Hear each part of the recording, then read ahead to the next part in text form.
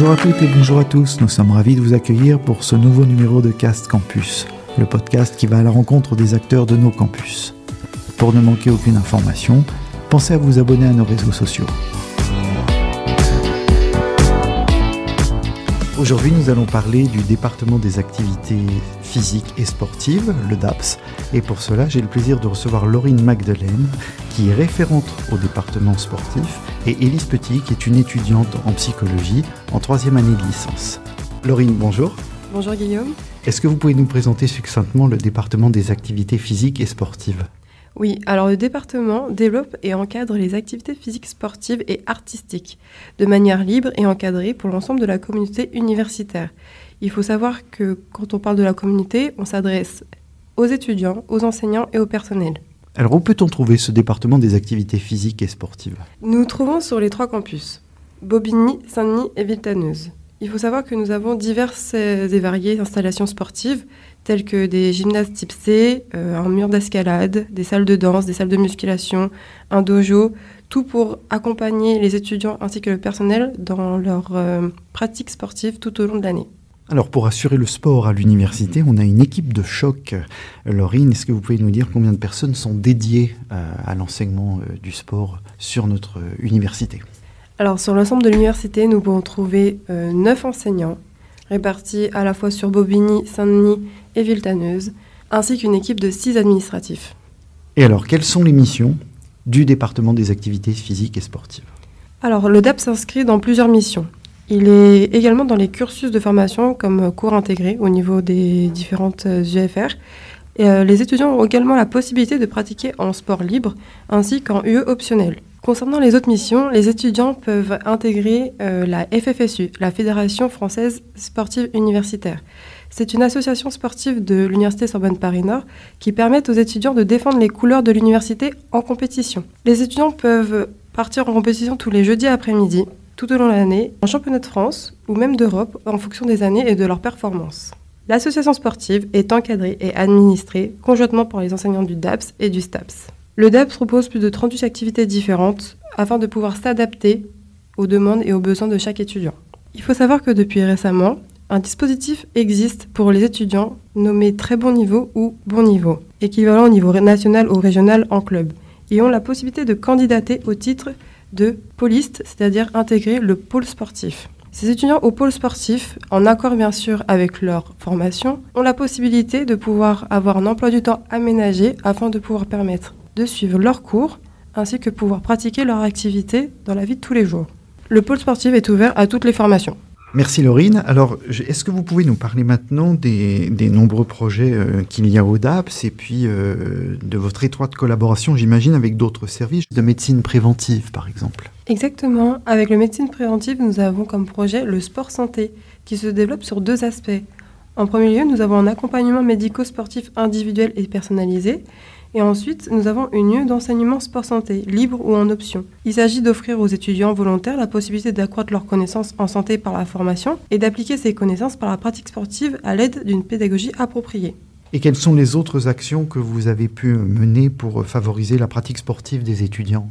Ces dernières années, grâce à la CVEC, nous avons pu amener à bien certains projets, comme la rénovation de nos salles sportives sur le campus de Bobigny ainsi que de Villetaneuse, la création d'un parcours de santé sur l'ensemble du campus de Villetaneuse, ou encore la participation financière pour les stages des étudiants. Il faut savoir que les stages que nous proposons, tels que des stages de ski ou de plongée, sont à des prix diminués pour permettre aux étudiants de pouvoir y participer. Grâce à la CVEC, nous avons aussi des séances d'ostéopathie gratuites pour nos étudiants sur les campus de Bobigny et de Villetaneuse. Tout récemment, nous avons dématérialisé les inscriptions aux activités physiques et sportives. Les étudiants peuvent s'inscrire sur la plateforme MyDAPS pour accéder aux activités. Alors justement, Laurine, est-ce que vous pouvez nous détailler un petit peu plus le processus d'inscription ? C'est très simple. Alors, pour nos étudiants, ils ont accès à la plateforme sur nos sites internet ou alors par QR code. Ils ont juste à s'identifier grâce à leur code étudiant. Concernant le personnel, en premier lieu, ils doivent remplir le formulaire en ligne sur Microsoft Forms, ainsi que rendre les pièces administratives auprès du secrétariat. Et la seconde étape, s'inscrire sur la plateforme MyDAPS. Alors je pense qu'on peut retrouver toutes ces informations de toute façon sur le site de l'université. Mais au final, où est-ce qu'on peut vous trouver ? Comment peut-on vous contacter ? Vous pouvez nous contacter directement sur nos réseaux. Nous avons un compte Facebook, donc DAPS USPN, et nous avons également un compte Instagram afin de créer un canal direct pour nos étudiants. Donc c'est DAPS-8 USPN. Et physiquement, en présentiel ? Physiquement, vous pouvez nous trouver sur le campus de Vitalneuse, donc le centre Jackson Richardson. Et à Bobigny, nous avons nos bureaux, et ainsi qu'à Saint-Denis. Merci Laurine. Alors nous recevons maintenant Élise Petit, qui est étudiante en 3e année de psychologie à l'UFR-LLS-HS. Bonjour Élise. Bonjour.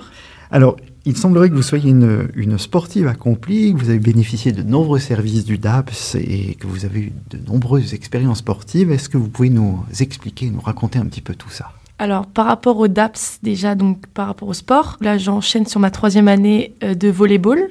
Donc, j'ai commencé le volleyball parce qu'en L1, on avait l'obligation de choisir une lieu libre pour être noté. Donc, on avait le choix entre de la culture ou du sport. J'ai donc choisi volleyball et abdos fessiers, mais le volleyball m'intéressait beaucoup plus au niveau de la compétition. Sauf qu'on était en période de Covid, donc pas de compétition. Mais étant totalement novice en L1, j'ai pu commencer à performer dans ce sport. Et ça m'a permis, après, en L2, de faire partie de l'équipe universitaire. Mais donc, alors, vous êtes en niveau compétition ? C'est ça. Et donc là, cette année, avec mon équipe, on est allé jusqu'au championnat de France, à Poitiers. Donc ça a été vraiment une expérience enrichissante, parce que dans un sport où on était, comme je l'ai dit, novice, et d'arriver donc jusqu'au championnat de France, c'est un peu une fierté, surtout qu'on est toute une équipe, donc on s'accompagnait tout ensemble.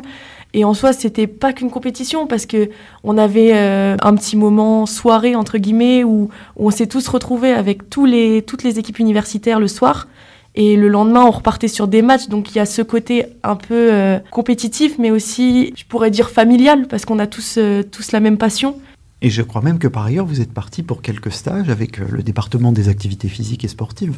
C'est ça. C'est le stage de raquettes. Donc, on part sur le dernier week-end de janvier. Et sur tout le week-end, on part en montagne, on visite, on regarde les paysages. C'est pas non plus qu'une randonnée, parce qu'on a toujours ce côté humain et social où on est tous ensemble. Parce que je me rappelle que l'année dernière, quand j'étais partie, je connaissais personne et j'avais un peu cette appréhension. Et en fait, dès le voyage dans le minibus, j'ai fait des connaissances et ça m'a permis après d'être plus à l'aise dans le stage et des personnes aujourd'hui qui sont devenues des amis. Ouais, c'est vraiment une très belle expérience de partir en stage. Et c'est vraiment des opportunités que la fac nous offre. Donc, il ne faut pas hésiter. Voilà, c'est ça. Et aussi un retour d'expérience qui est très sympathique. Merci beaucoup, Élise. Merci, Laurine. Merci à vous.